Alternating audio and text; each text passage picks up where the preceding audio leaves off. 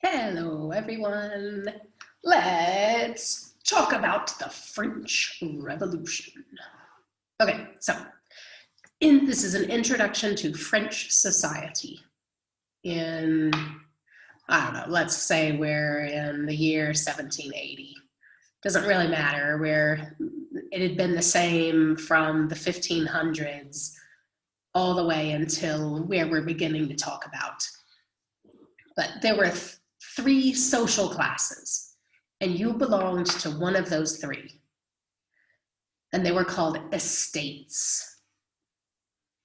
So an estate is a social class. Just in case you don't know what a social class is, it means like the upper class, the middle class, the lower class. These are your poor people. These are your rich people. And this is everybody in the middle. But that's more like how modern day, right now, society works. In France, in the 1700s, it worked like this. There was first estate, second estate, third estate. The first estate was the clergy. Those are your religious people. And they owned 10% of all the land in France. They owned 10% of the land. They collected tithes. A tithe is a donation from a person. So like if I go to church, I don't know, at the Binder Church of Binderism, and I make a donation while I'm in the church, that's a tithe. So the clergy owned 10% of all the land in France. They lived on tithes, and they did not pay taxes. They had pretty sweet lives. People, because they were considered a man of God, people just gave them their money. The second estate was the nobles. These are the people that are not quite a king or queen, but they were really wealthy. Some of them had so much money they didn't even have to work. And some of them worked, but they had the really, really high positions in the government. Whatever the high position is in the government, that was the nobles. They also did not pay taxes. Then we had the third estate. The third estate was everyone else. Everyone else, from the bourgeoisie, those were like your doctors and lawyers. Pen quit working.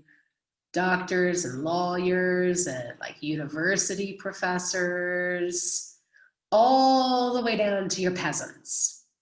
Like homeless people living on the streets were in the third estate, but so were doctors and lawyers, teachers, everyone that was not a member of the clergy and not a noble was in the third estate. It's important to know that.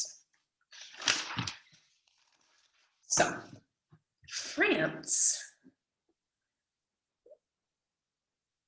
at this time was having some financial troubles.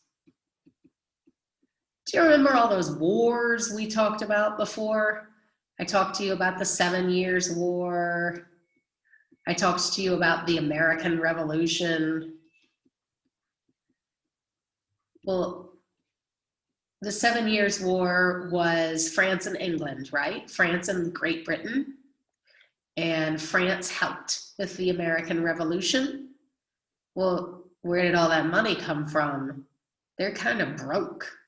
France is kind of broke. I think, just like in a couple videos ago, I said, think of countries as individual people when they get in fights.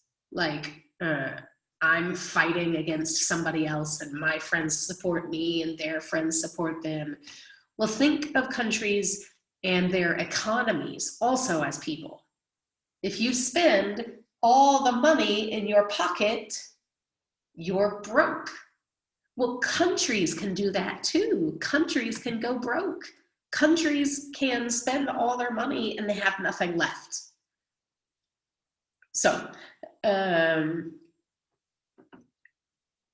half of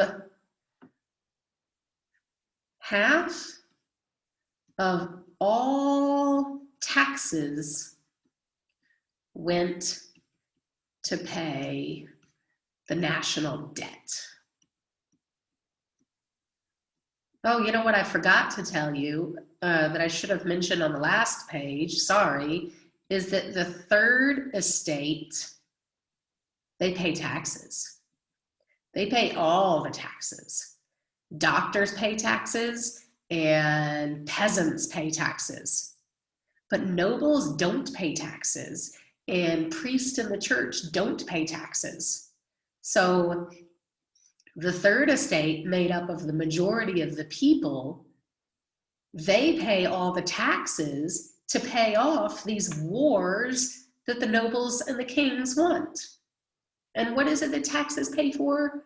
Taxes pay for roads, taxes pay for anything that the government provides for you. But the clergy don't pay any of that money, and the nobles don't pay any of that money. It's all the third estate.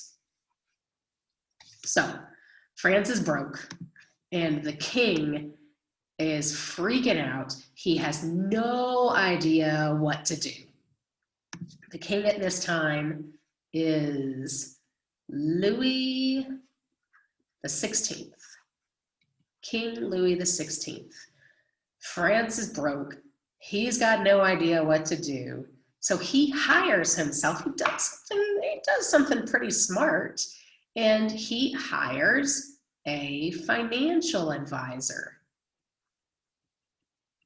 Financial advisors exist today.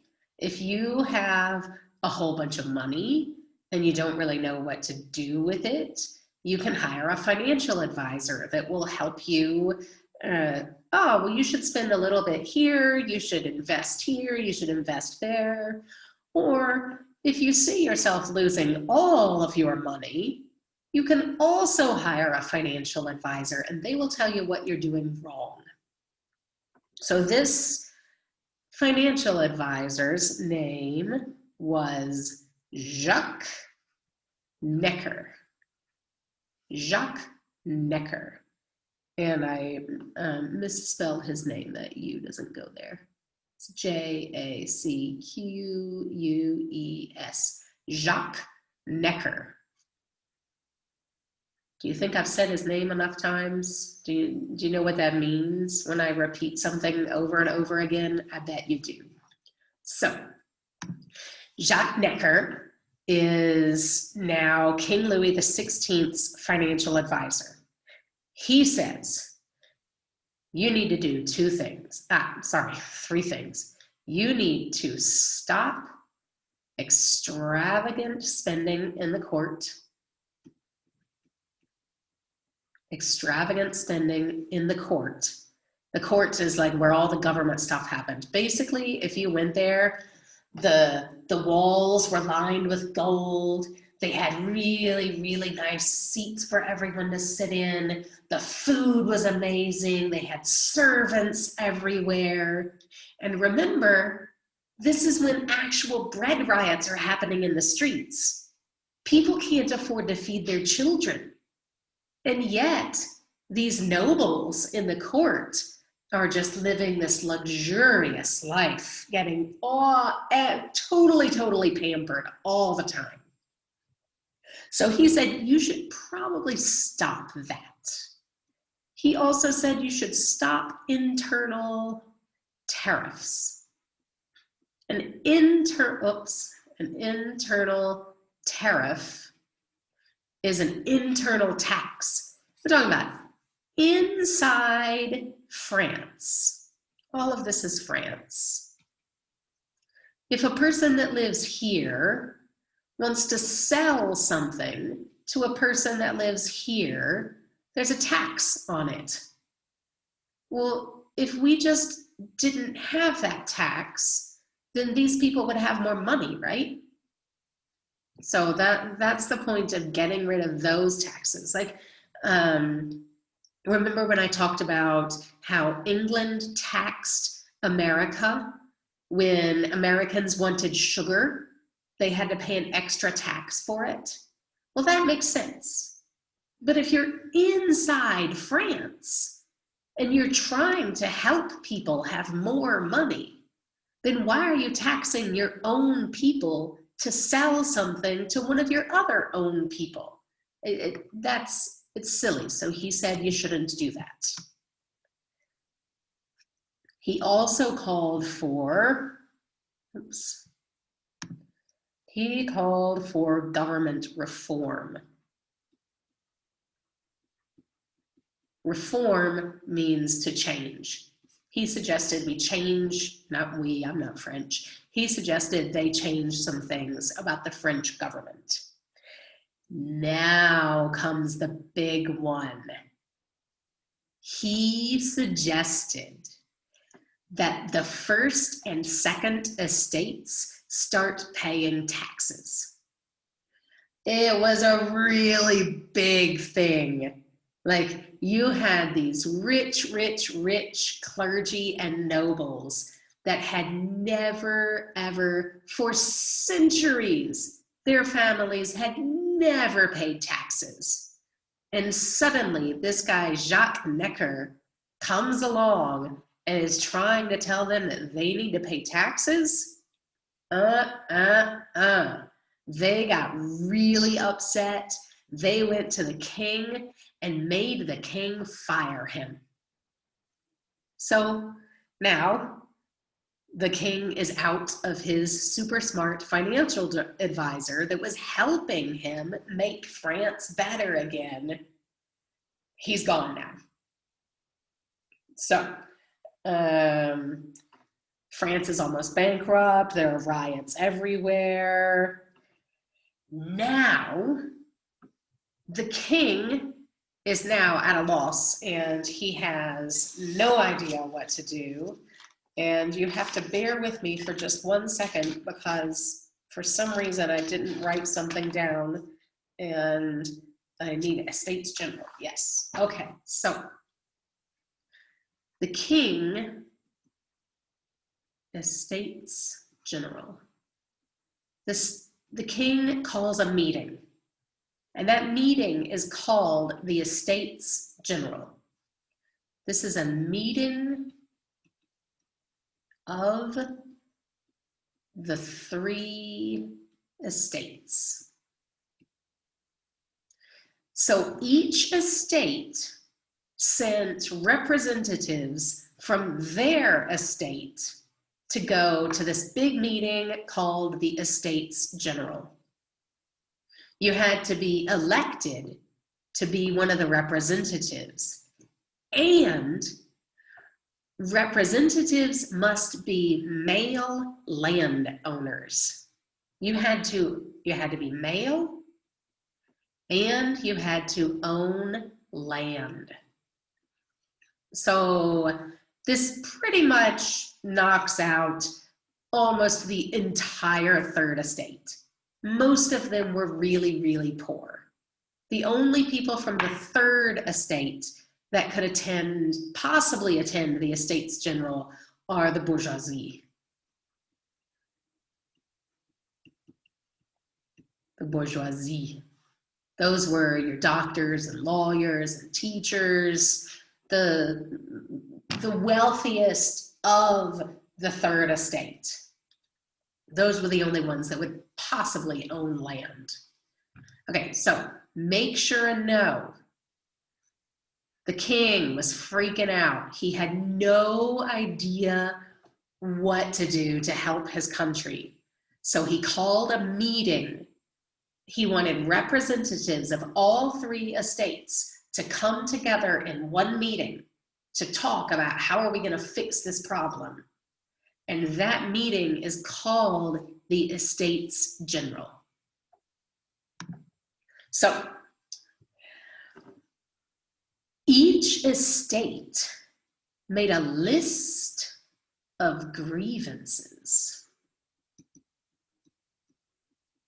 This list of grievances is what do we think is wrong with the country? So the clergy made their list of what they think is wrong with the country. The nobles made their list of what they think was wrong with the country. And the third estate made their list of what they think is wrong with the country. And I'm going to focus on the third estate because that's the majority of the people. I mean, almost everyone. We're talking more than 90% of the people were in the third estate. So here we are. So the first, you know what, I will, I'll show you. I do want to show you what the first and the second said, because it'll make the third one make more sense. The first, these are the clergy. They were like, life is hard. I don't get enough money. People don't tithe enough. And I don't have enough money to pay for my big fancy house that I have. And the second estate. The poor people don't give me enough taxes. We need to raise their taxes so I can buy a nicer house.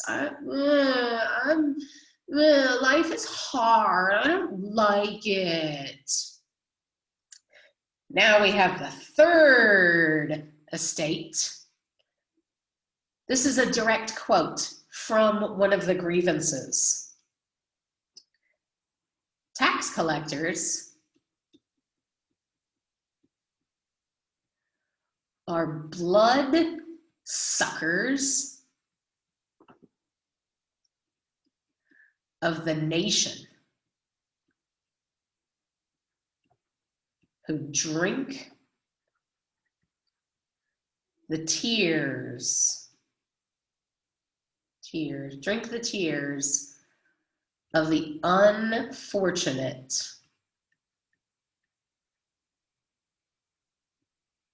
from gold goblets. So this is what people from the third estate thought about the people coming to take their taxes. Now remember, these people are really, really, really rich. And these people are really, really, really rich. They don't pay any taxes. These people are all the way from, doing okay, doctors, all the way down to your homeless people on the street. And they are all taxed. Another quote from a list of grievances from the third estate says, nobles are vampires pumping our last drops of blood. It's like the third estate, they really didn't like these people. There was one more about the clergy, and it said 20 million people live on half of all the money. Here, I'll draw a picture. This is all the money of France, all the money that France has. 20 million of them have half the money, and the few clergy have the other half. That's how rich they were. Now, this isn't literal. It wasn't literal, but it's how the people saw it. So,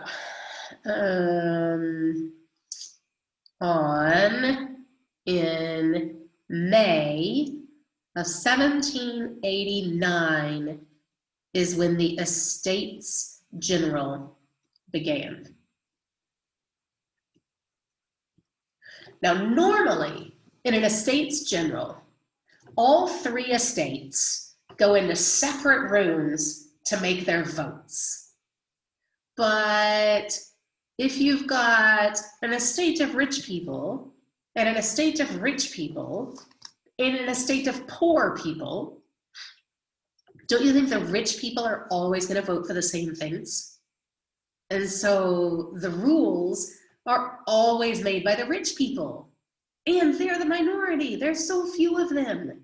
But they always make all the rules. So it was suggested by the 3rd estate that everyone has to vote in the same room. And the nobles and the clergy, they didn't like that, the 1st and the 2nd estate. And there were big arguments for weeks. They couldn't even decide how they were going to vote. And then what happened was the 3rd estate walked out. They walked out. They went into their own room and they changed their name. They called themselves the National Assembly.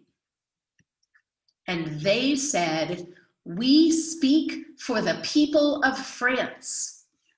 These guys basically said, "We are the new government. We're running France now. We are the National Assembly."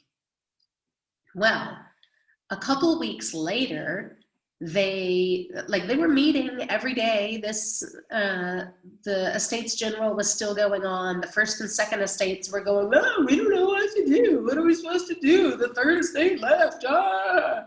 And the 3rd estate was meeting and having their meetings, the National Assembly. How are we going to make France better? Well, one day they all showed up, and the office that they had been meeting in, not an office, it was a big room. This big room they had been meeting in was locked. They couldn't get in. So they didn't know what to do. They all left together, and they ended up having their meeting in a tennis court. And there, right there, that day, in their tennis court, they took what is called the tennis court oath.